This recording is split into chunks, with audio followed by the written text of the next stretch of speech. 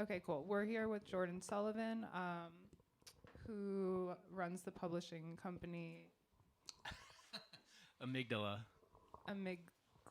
Amygdala. Amygdala. I might even. I think I've heard it pronounced amygdala too, I but was I think saying. it's amygdala. Okay. Yeah, Yeah. but it's. Yeah, I think you can. Cool. I have like really hard time with pronunciation and spelling. I made so many spelling errors on those flyers. Yeah, Yeah. I understand. That's Even when I international. I don't know what it's just like my brain. Um, but yeah, I was hoping you could tell us a bit more about that, like the kind of work that you're interested in publishing, the work that's coming out. Yeah, well, Amygdala is primarily a cryptocurrency and a Ponzi scheme. So, Okay. so yeah, we're trying to. We just were really inspired. We're also a bank.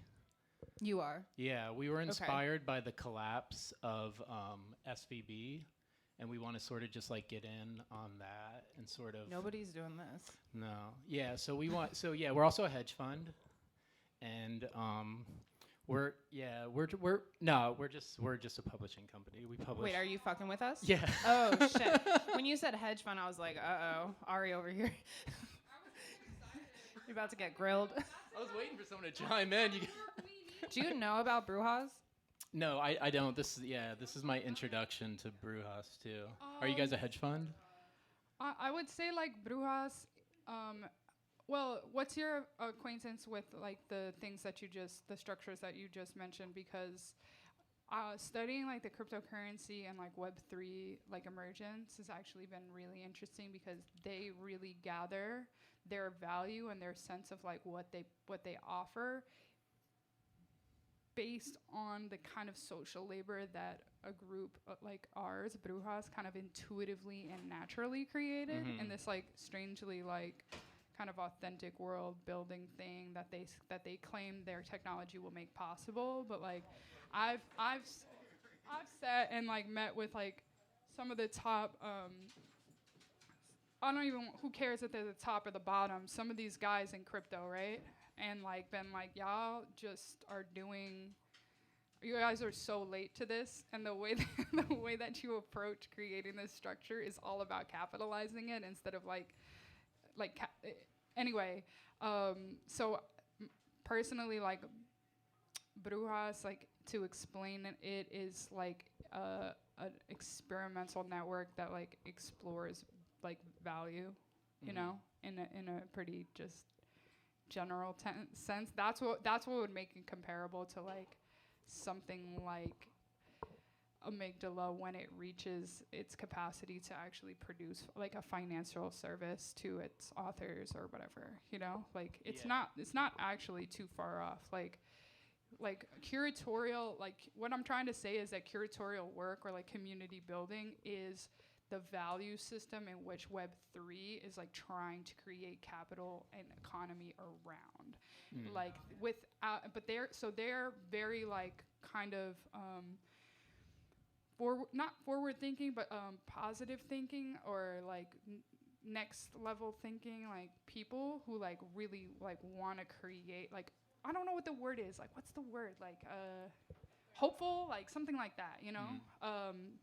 Like kind of like radical culture people who want to like create systems of accountability for value exchange that but what they're basically getting at is that like the only real, and this goes back to our last show with Joey, the only real value is when two people agree on it, you know, like that value is negotiated in with groups between people. You know what I mean? So like in order for transactions to happen, that value has to be like agreed upon. And so without communities and authentic like platforms, like I would assume like your publishing platform, like transactions won't have any meaning until there's like, you know, that meaning is established through culture or through relationships, you know? Yeah, I agree with that. Some sort of like transparent communal value system is definitely really important within however big or small your company is or whatever it is you're doing. But Yeah. just to be clear, I'm not a crypto person. I hate crypto. Yeah. It's a Ponzi scheme. That was a total joke. No, crypto is like really it's intense. not my it's not I'm my not- thing at all. I'm not pro or against. I'm not We're- pro crypto. I'm not against it. I didn't either. know. I'm not saying you Yeah. are either. I just wanted. But that I to would, be, if you have a like, strong clear. opinion against it, I'd love to hear it because I used to be really against it. Because I saw it as a way of like mining the labor of its users and with all the buying and selling. And I just didn't like the idea of all these young men, probably, like for the most part, probably the investor category of just like being on their computers buying and selling crypto, buying and selling crypto. I was like, that's kind of dark. It's like, a scam. That's why I don't like it. Yeah, it's a yeah. scam. It's Yeah. controlled by most of it's controlled by a small amount of people. Right. The majority of people who get involved in it are like probably people that are going to lose everything and are going to go broke over this or already have. And when you have that much, it's just like a big casino, crypto. It's just gambling. Sure. But when a small amount of people control that much wealth and can manipulate it that easily, it makes it I think crypto could lead to like a really big economic crash. That's what I'm That's what I'm Yeah, I saying. think well, crypto is the same as like the federal like currency. It's just not as like old, you know. It's like somebody's deciding how much circulates and who has access to it and how. Yeah, it's not backed by anything. It's valueless though. It's not worth anything except for someone invented. I mean, I get someone invented every currency, but like crypto's like It's the same. There's nothing backed, but it's not backed by anything. It's the same. It's the same. It's the same as a dollar. It's just that you can't do as much with it, you know. You can't do anything with it. No, you can buy things with cryptocurrency. But not. You can't buy much with cryptocurrency. Its use Joey, is pretty. What can you buy cryptocurrency with crypto? Are you into crypto? You can buy stuff. Guns, nukes. Drugs. More right. Scams, but scam not- services. Yeah, but not You can buy my sexual services. Hell yeah. For sure. Yeah, nice. But I mean, I don't have any I've paid crypto. people in cryptocurrency for their DJ sets, like, and you just sit on it. You know? But like just going and like just more everyday stuff. You're not. There's very little you can do with crypto. yeah, But currently, but you could. I want you to drive the conversation the direction that you intended, not your. I'm sorry, not your like. I like this one not better. your I'd rather joke, talk about this. like we were really happy to hear you were a hedge fund and a bank because, well, no, there are good people who have started banks. You know, I just went to my bank of like the last 20 years. I've been banking with them for a long time, and they're run by really good people, and they've been growing and like supporting, you know, professional development for young, like people of color from the Lower East Side and keeping our money in the Lower East Side. And like, not gonna lie, like efforts like that are, What's you know, the bank? honorable. Shout out the. I don't know if I want all my info right, yeah. public like that, you know. Right. But like, I'll tell you later. Yeah, we're not a hedge fund. We're not a bank. We're not a music festival. We're not a cryptocurrency. We just publish poetry and novels. Yeah. And yeah, it's a relatively new venture. It was born out of a writers group that was happening in my studio. I'm a painter. And a bunch of us were meeting, like right after the pandemic when everything opened back up a little bit, a bunch of us were meeting in my studio.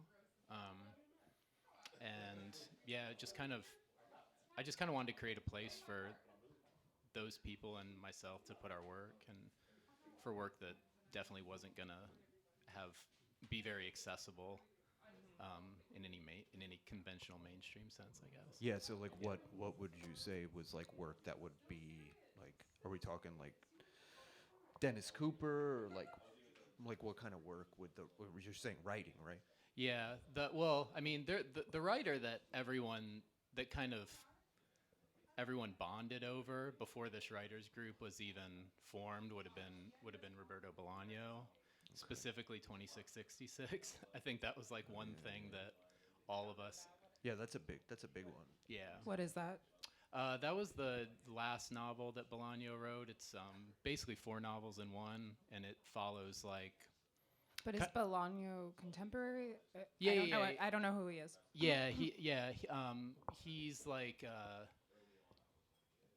late 80s. He died in 2000.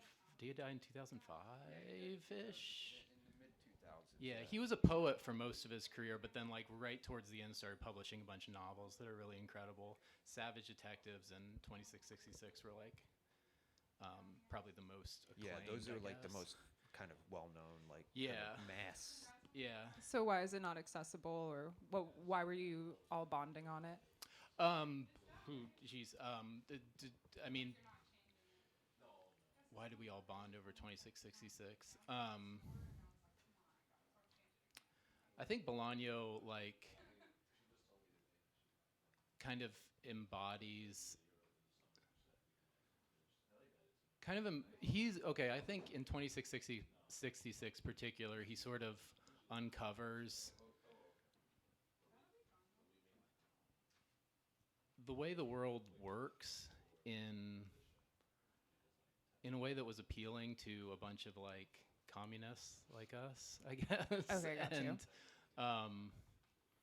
I think that's probably maybe the main reason it all stuck with. I mean, it's an incredibly well written book, and I mean it's on aside from like any sort of like any of his criticisms of fascism or whatever it is. I mean, he's just an amazing writer, but yeah.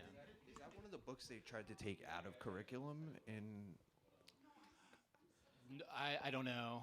I don't even know what curriculum even reads Like- Bolaño. It's a weird book that No, it was there's- so huge. Yeah, it's a big. It- It was a huge. It was really popular Savage when it came Detectives out. was huge. Yeah, they were. But I kind of feel like now,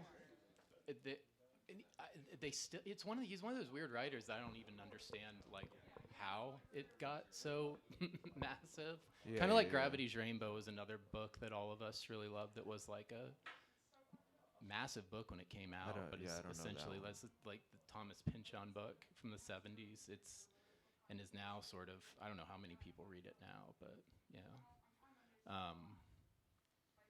But yeah, other than that, like the first book that I'm publishing is by Chariot Wish.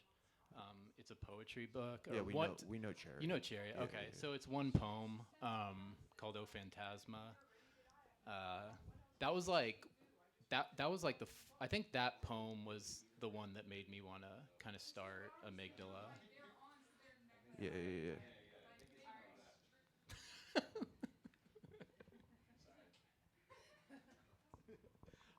Yeah, that poem I think was the first thing that Chariot and I talked about, and I was like, could I put this out, and they were like, yeah, and that kind of was the That was kind of like the yeah, the that was the starting beginning of point it. It's kind of hard to when you're starting a press to get people to trust you with their work. You know, I mean, yeah, I think that goes for anything. yeah. You know. So like and the other project I'm putting out is a pretty strange novel that I wrote, and I think after I did that, now after like some people have seen I've done, like I'm doing two things. Now I've gotten a couple submissions, so I think I know what the third thing. So now it's like okay, maybe at least 4 or 5 people are out in the world that'll trust me to put out their work again. Yeah, that's kind of similar yeah. to Uncensored. It's like Yeah. it takes a second. One person will send you something, and Sam would read it, and we'd be like, oh, this is good, or Yeah. this isn't our thing. You know what I mean? But I think for us, it's more about like the content being, what we kind of like and what we want to push, Yeah. and not really being so much about like, oh, we're gonna put this out, and make money. It's not like so much No, about no, profit. that's It's more about yeah. like this work is good, and like it needs to be Yeah. seen, it needs to be heard, which is a rarity. Yeah, that's definitely the ethos behind this, behind Amygdala too. But I kind of wanted to be like the guinea pig for the first novel because also I didn't want to fuck up someone's work. It's my first time like publishing other people's stuff, really. Yeah, And yeah. I mean, it's all an experiment for me too. And like, I That's mean, what some I did too. experiments are successful and some experiments fail. So I think it's Chariot trusting me with their work was really cool. But aside from that, even like other people in the writers group that this was born out of, who do have work that's kind of finished. I think even they who know me really well were like, I don't know, like. So I have to I feel like now though, then they're like, okay, now you're actually like doing this. It's actually like a real thing. But the design of the books are really nice too. The oh, covers, thanks. yeah. Yeah. That was like I knew like at the beginning of starting the project, like that I definitely wanted them all to have that kind of like old 60s, 70s, 80s paperback look. Do They're you small do the books too. design? Yeah, I do all the Okay. design as well. So you're a painter too. You make film. Yeah. You do everything. I think it's all kind of for me. Like lately, I feel like it all falls under painting. It's like or collage maybe. It's just like an assemblage of things I'm interested in. Have you thought of yeah. doing any illustrations, like covers, or for any of the books? Or like if you were to put something out, I mean, that's always like a interesting. Yeah. Yeah. The next. I know I should have brought a couple copies for you guys. Sorry. The next book that I think I'm gonna do. I think I would like create the cover image for that. Yeah. It depends on the project though. Like for Chariot's project, it was if I'm working with someone who's already a visual artist, like it was a no-brainer that I wanted to use one of their pieces.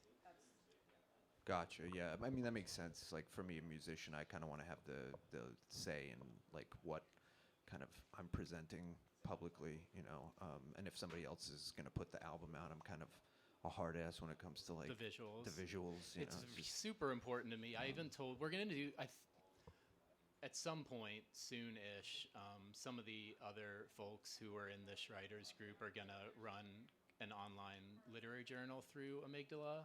yeah. And like even with them, I told them I was like, you guys can pretty much have free reign with this. Yeah.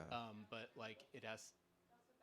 I need it to look A specific I need it to look way. a certain way. Yeah. Yeah, but that's good. You Yeah, know, the visuals have always been like, I've been a pretty specific about how that stuff goes. Yeah, I mean, I think it's really important. It goes back to like the cover of a Clockwork Orange for me. You Yeah. know? Like when I first saw that cover when I was a kid, I always bring it up because it's like something that it was so alien to me.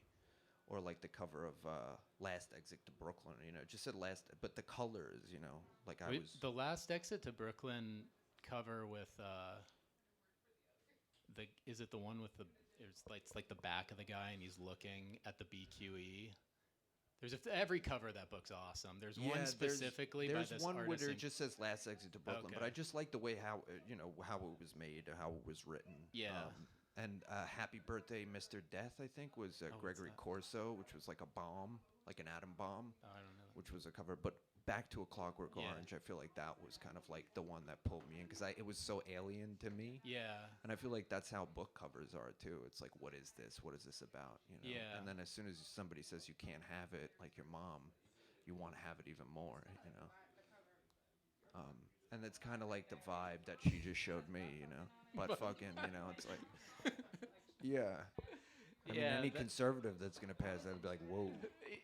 I'm glad you guys are into. I was surprised. Whenever I send that, even to people that are into strange stuff, I'm like, what? Even when I decided to do that, I was like, what the fuck am I doing? This is insane even for me. But like, I mean, if you guys see, so like, you saw the film and stuff. Yeah. I mean, and also inadvertently, I feel like butt fucking has become like a theme for the beginning. No, of exactly. our- Because I of know our Chariot's work. So when you got in touch with me, Yeah. I was familiar with. I saw Chariot. I think read twice. Mm-hmm. Really, really good. Mm-hmm. Yeah, they're amazing. And I know they explore all that stuff. They had the that Anus. newsprint called Anus. Yeah. And then when I saw yours, I was like, okay, Yeah. this is some freaky shit. Yeah, it is, and I mean, it's a funny book, but there's I feel like when we also take it, I don't know, we take anal sex very seriously. Me too.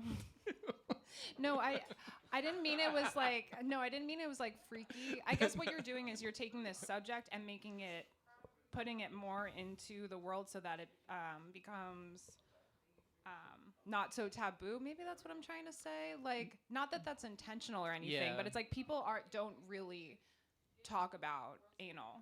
Like, especially in the... Yeah, I mean, somebody will probably make it, be taboo, you know, or make it kind of, go after it. some Yeah. degree. You know, I mean that inevitably always happens. Yeah. I guess it is taboo then. If we're having this conversation, then it is in a way. It definitely know. is to some, probably no one in this room. Yeah. I guess. Yeah. No, yeah. I like it. It's like you don't intend to, and I'm sure you guys feel this way too about Uncensored. Like I don't think I've ever had an interest in like making work to like shock or No, anything. we're Like, not yeah, into it's that never at been, all. It's just sort Yeah. of. There's no like irony to it or anything like that. Yeah, it's a more intuitive thing, and just I don't know. I guess just trying to like find some kind of work that has a certain kind of honesty. Yeah. And I think when you do tap into a lot of honesty, it is like scary. And But people gravitate towards that. that's what amygdala actually means. It's the part of your brain that deals with fear. So it like registers different emotional things, but particularly like when you're afraid, that's the part of it's a little almond shaped thing in your brain that like lights up and kind of acknowledges fear. We were in a cab in Pittsburgh. Do you remember that? With the guy that practiced Hinduism? And I'm pretty sure what he said is that like they what's the word when you worship? They worship fear? Isn't that the thing? Like you need to have something of fear above you that you're worshiping in order to live? I think it was because I was thinking about curating a show called Fear or Death rather than Freedom or Death, the Lester Bangs thing. It was Fear or Death because there is no freedom in a sense. Yeah. And then he had started talking about fear. And I was like, whoa, this is crazy. Yeah. But I don't know what I'm getting at. But How did you guys start Uncensored? Like what was the or how long have you guys been doing it too? How long? So we've been going for about 2 years. I put out a book in 2019 under a thing called Uncensored Text, New York. And then I kind of just stopped. It was just a way to publish my own book. The little thing, Vaca Vita Raging Bull. Same sort of thing. I was like, I wanted to write about certain things. I wanted to write from the perspective of a man. I wanted to write about rape and all of this stuff. And I was like, who's going to put this out? Nobody's going to. Yeah. I'm just going to do it myself. And then about a year later, we had just been going through a lot of different things and didn't really have a community. So we started Uncensored New York. And that was in 2021. And it was slow for a second. Like, we had gotten a grant from the city was giving money to different people to put on events for free, City Corps grant. So we were given $5,000 to put something together, and that was sort of the launch of it. We paid all the writers. It was really awesome. We flew Rachel Rabbit White up here. Who else was on that? Jake Brush, Ben Fama, some other artists. It was such a long time ago. And that was kind of the start of it. Yeah. But we didn't really know what we were supposed to be. It's changed so many times from publisher to record label, like all these kind of dreams that we wanted. Yeah. But now I call it an art and research platform. So I'm very interested more so going into the institution route or like having my own like institution workshops, classes. Joey over here, he does documentary. I'm a documentary person too. So kind of just building out that way. I want to curate shows. I want to be more of kind of just, I guess, a movement of sorts. Yeah, I think where our doors are open for like most walks of life, which is probably a hard pill to swallow for a lot of, venues or publications or bookstores or it's not easy for them to like, especially the big corporations. It's like it's not easy for them to just let any artist or musician or painter into their facility. It's a whole background check to this person, and I think that had a lot to do with like the beginning of Uncensored, like through cancel culture and all that stuff was going on with me and a lot of my friends was happening to them and It was a response to that, but it's grew into something completely different. Like we're kind of like moving away from that world. We don't want it to like. It doesn't define who we are as a public as a movement. You know, it's more based around just like building a positive kind of community of artists that support one another, but are also able to talk about uncomfortable things, you know, that have happened to them and the people that they know. Which is not which is rare in a lot of communities now. You know, a lot of people are just like, you know, get out. You know, it's like ostraka in Greece. You know, it's like the Greek ostraka is ostracism. They would just cast that person out of the village into the desert. You know, and that's kind of how it's in now in the digital age, especially. Well, I definitely was like glad to find you guys because when you did that art, when I saw the post for the art fair, like it was perfect because I didn't, with Amygdala, like even now, like I have no idea where any of this stuff I'm doing like fits in or where it's gonna, but then something like that comes along, like, okay, there is a world for this somewhere, you know? And that aspect of like finding a community, creating some sort of community. There aren't like hard, like you guys said, there's not like, I think I'm gonna let I think everyone who's loosely involved with the press beyond me is linked probably by whatever, our communism, our leftist beliefs, things like that. But beyond that, like, I think I just want, I just kind of want the press to kind of evolve in an organic way somehow. I don't, whatever organic means anymore, but like, Things are always evolving too, and like like I don't want to put too many. There's like I just don't want to. I don't want to necessarily define it too quick, but I know, I know where I don't want it to be. I guess. Or Where's I know, that? I mean, I think I guess there's a certain kind of like literary mainstream or literary tradition that I'm just not that interested in, I guess, and I guess wherever that is. It's hard to say like what the work is that I'm drawn to. You kind of know it when you see it, or when you read it, you know. Like this guy that just sent me his book the other day. Like I don't know this person. Just like Twitter mutuals, and I think that'll probably be the next book I do. You know, and I was just like out of nowhere. I just know like this is doing what I think is what I think is like important, or what I think literature can do. And then when I saw what you guys were doing, I was just like, this is it was real encouraging actually. Oh, cool. Awesome. That was the big thing, because I think when I was trying, because I've been talking about starting this thing for like a year now, but like, and you have all the books printed already. The first two, Okay. These first two so are done. You've had those for a while, kind of done. No. They just got printed. Got you. Yeah. Okay, I see. I knew I was going to do Chariot's book for like 6 months, but it was just like a matter of figuring out like, what this thing was going to be called, how we were going to do it, like where it was going to. Okay, so like, no, even if you're working in like a niche world with, like I guess we kind of all are at the moment, like you still want some kind of community, you still want some kind of recognition for what this thing is. And I think that's what I saw with the Uncensored. I was like, oh, this is someone that recognizes this, and when you get recognition, I think that kind of encouragement is what is definitely like. I was like, okay, now I can make this kind of like a real thing. Yeah. Yeah. Even and not even it has nothing to do with like any financial gain or anything like that. It's just like acknowledgement of you know, that this thing is like worth doing. And having like a physical release, it's not like just sitting online or anything like that. That's nice. Important too. Yeah. Having a press that does have you're creating like physical product, not just a PDF that lives online. I have thought about though having the PDFs available for free, maybe on the website at some point.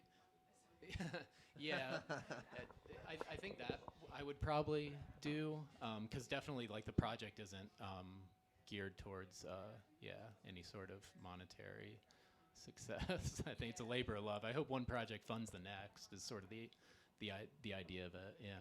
Yeah, that's kind of how we work too. Yeah. It's like one we try and break even, and then Exactly. with the little bit of money that we make at an event or whatever we're selling, like we'll just put that aside for the next kind Yeah. of event.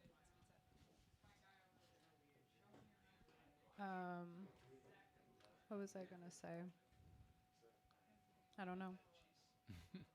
Well, yeah, I don't know. Thanks for having me. Yeah, if there's yeah. if there's nothing else, yeah. Oh, sorry. Do you have any other questions? Well, no, I just thought I wanted to say one thing. Like through Chariot's work, this inspired you to Yeah. start writing, start putting out content. I think it was. Because I knew I want. So at one of these groups, we were like these writers' workshops that were in my studio. At one point, I was like, "What if I start a press?" And that just like sat in my head for a while. But yeah, it wasn't. It was definitely like when Chariot said, "Hey, you can publish this." That I definitely was like, "Oh, this is something I really want to do." I had a project for it. The press was sitting in my head for a while, but yeah, it's not until I had found someone that was like willing to like. Be an experiment, like Kind of an experiment, be yeah, in this yeah. experiment, Which is- and which- which is a testament to them. To But you them, guys yeah. know them, and you know that's not abnormal for them. You know, they definitely like, as far as like, I feel like of all the people I've met in the last 3 years or so, I mean, I really see eye to eye with them. I immediately like connected with them on almost every level, and so yeah, that project was definitely the one that made it like real for me.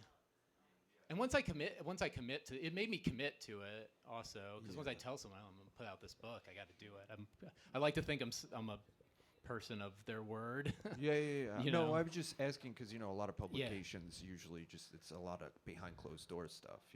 That when What do you mean? Even when they start, it's like the writer doesn't know the person who's putting out the content. Oh well, yeah, I don't. Um, I think it initially I kind of imagined that was gonna be what it was just like me publishing my friends and my stuff, and that was it. Yeah.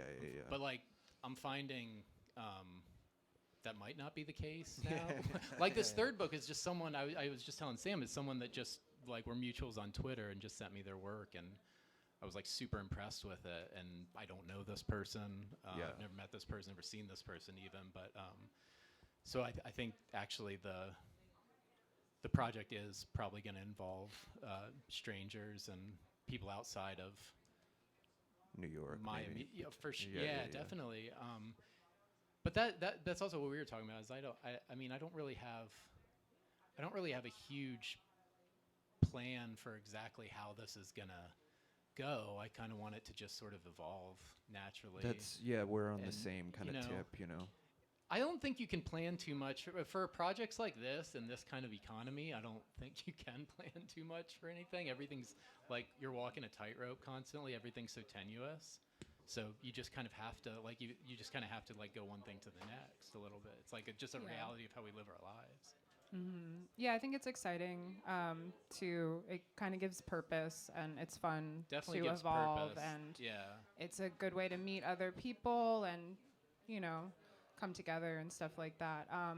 Yeah, I think everyone felt like coming out of I mean, one of many takeaways from the pandemic was just how utterly alone we are as Americans. There's not a government that's going to take care of you. You live in you live in a country that will let you die. And coming out of that, I think like-minded people were really craving Yeah. each other and craving some kind of like I think that community. I was, and I think a lot of people in this writers group were too, and I think that's why that bond formed so strongly. I don't know if it would have happened if we all met before the pandemic. I think Yeah. meeting right after that, I think was a reason that we all connected so Yeah. closely.